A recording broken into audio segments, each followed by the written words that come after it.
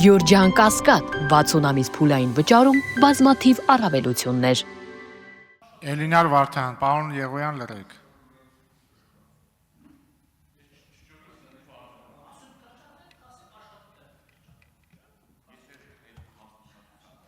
Մի խանգարեք։ Պարոն Եղոյան, պարոն Դանիելյան, եթե ուզում եք վիճել դուրս եկեք, դուրսը զրուցեք։ Սիրելի հայրենակիցներ, քանի որ քիչ առաջ այստեղ անկեղծացումներ եղան,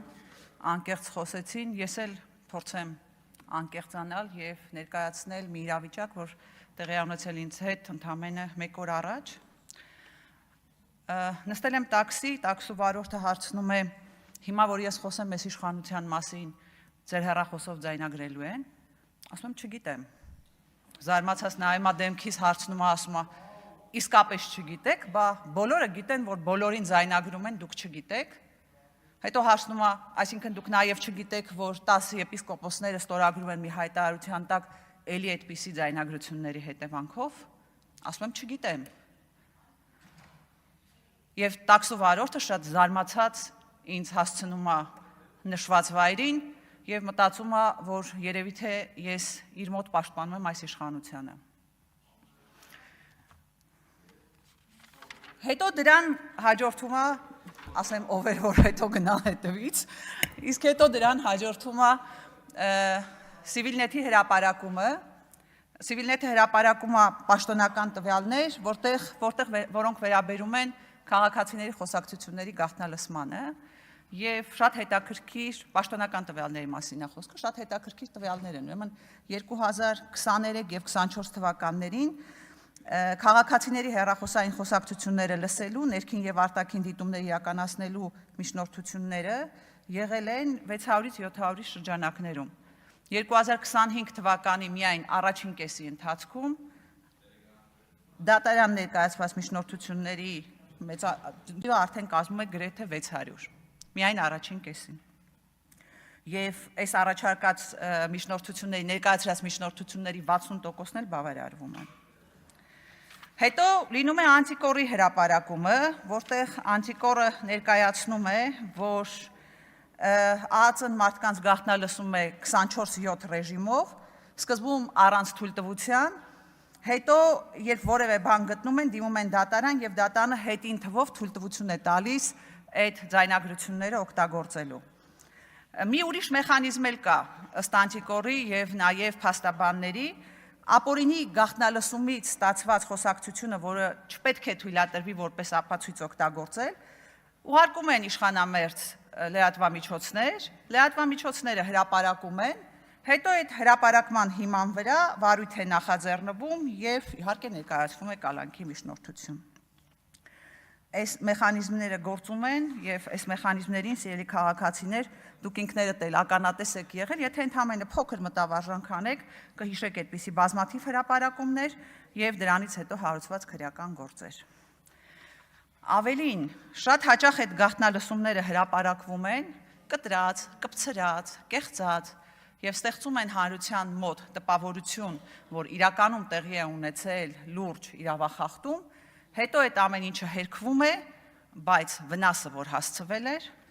դառնում է անդառնալի։ Օրինակ, Բաքրատ Սրբազանի գործով այդպիսի կտրած, կպցրած, բովանդակությունից առանձնացված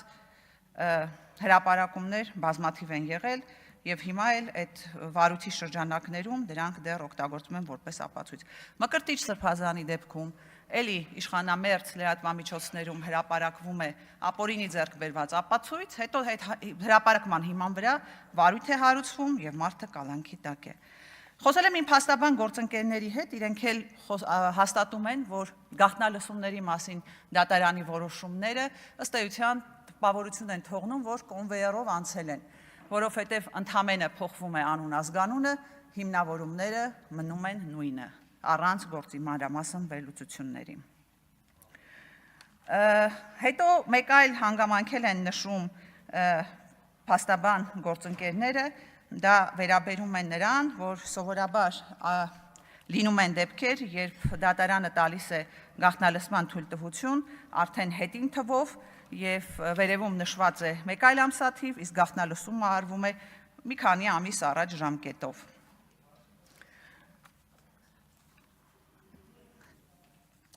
Սիրելի գործընկերներ, Անտիկորի այս հրապարակմանը անմիջապես հաջորդեց իրավապահ մարմինների հերքումները, ինչը շատ բնական է, որովհետև այստեղ շատ կարևոր հարց է առաջանում, բա ինչ պետք է անեին, հա, իրավապահները, հո չէին ասելու, որ այո, լսել ենք, լսում ենք եւ շատ լավ ենք անում, որ լսում ենք։ Դա շատ նման է օրինակ երեք արդարադատության նախարարի կողմից արված հայտարարությանը, որտեղ նա ասում էր, որ ի իրախություն մեզ Հայաստանի Հանրապետությունում քաղբանտարկյալներ չկա։ Հո չէր ասելու, որ քաղբանտարկյալներ կան եւ այդ քաղբանտարկյալների համար պատասխանատուն մենք ենք։ Եվս մեկ հանգամանքի մասին եմ ուզում խոսել,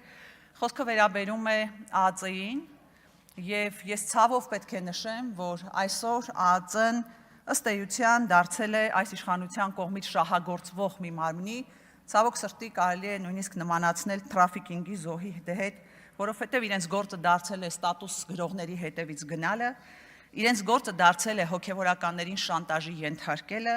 եւ դրա վառ օրինակներից մեկն էլ այն է, որ Գյումրիում օրինակ ԱԱԾ-ն հոգևորականներին համոզում էր, որ պատարագից զեղչեն կաթողիկոսի անունը։ Սիրելի հայրենակիցներ, այսպիսին է մեր իրականությունը, այո, տաքսու վարորդի ասած մի արտահայտությունն եմ ուզում մեջ բերել, ասում էր տպավորությունա ոնց որ ապրում ենք Հարսնացուն հյուսիսից ֆիլմում, որտեղ որ ասում են կարողա մեզ հետևում են։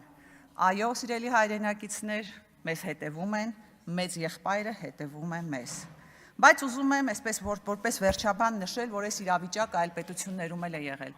Այսպիսի իրավիճակ եղել է Վրաստանում, այսպիսի իրավիճակ եղել է Ղազախստանում, բայց երբ իշխանությունները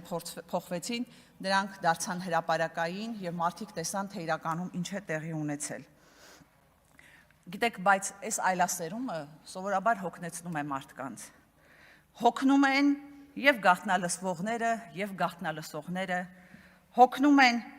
եւ բռնողները, եւ բռնվողները,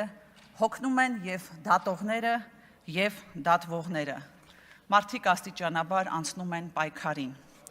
Զգուշացեք ձեր գործողություններից։ Եվ վերջում այստեղ պատգամավորներից մեկն ասաց, ընդդիմությունը թիրախավորում է ժողովրդավարությանը։ Ձեզանից լավ թիրախավորող, ինչու եք ընդդիմության վրա բարդում։ Ձեր գործողությունները ցույց են տալիս, թե դուք ինչպես եք վերաբերում ժողովրդավարությանը։